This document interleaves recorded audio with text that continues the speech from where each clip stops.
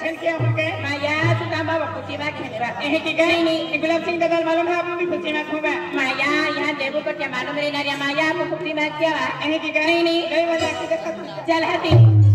अरे असं म्हणजे गंभीर सिंग दादा आहे ना हां दादा ती म्हणजे हा महाशिवरात्री तहा भांडार आहे का एहे का दादा हां माताजी त्याला आशीर्वाद दे हा तर चाल या गाऊ डायाला को हा राणी दिवाळी या की केडोन भागो केडो आखी दिन धोना दे जाते है ए दादा तुम मालूम है आखी दे दे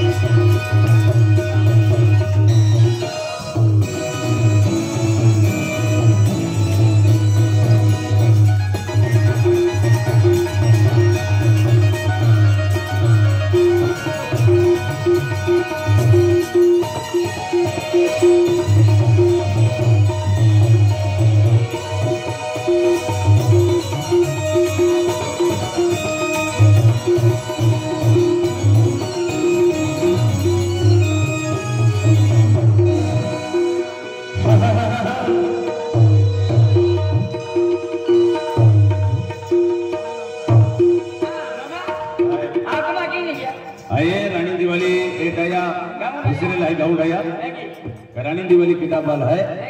आणि केडा पोरी है आणि काय काय होत लागे तो हेरी गोठ है आज म्हणजे या जांभोली गाव है 1989 तुमने मा पहचान है क्रिकेट राव तो लाम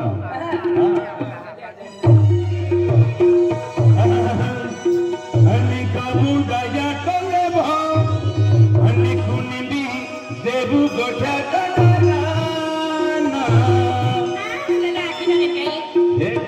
अरे गाव गाया टोलवा आणि कुणबी देऊ गोठे गाडा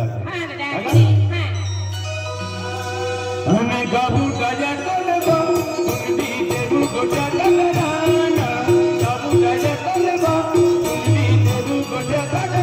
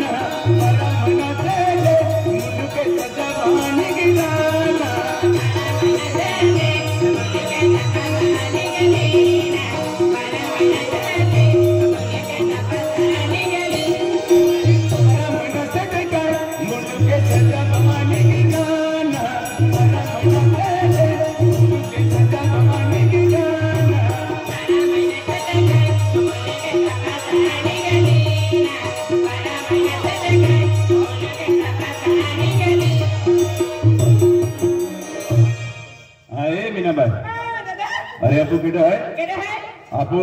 अमित भाई है? अमित भाई, अमर सिंह भाई, अमर सिंह भाई, आणि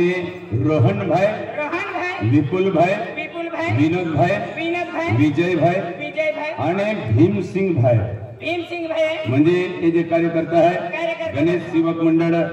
भिलजांबोली आणि कारभारी लोक आहे यांनी जो राणी दिवाळी रोडली आहे ही पसंत आहे दबांग चलन लागते. हा 100 रुपये.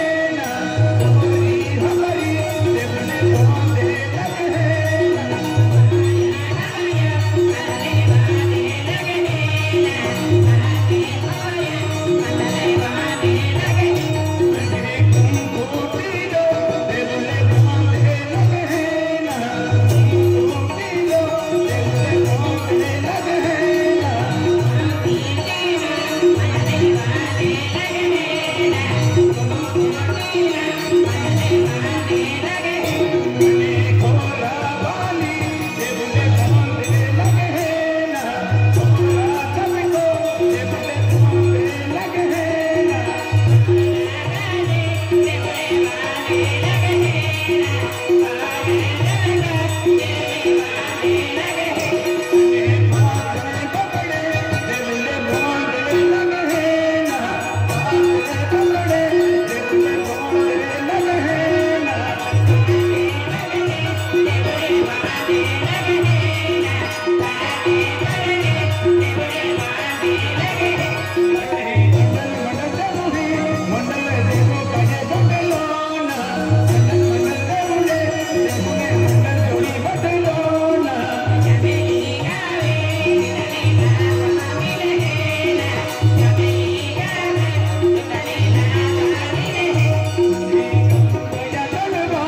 रानी दिवाली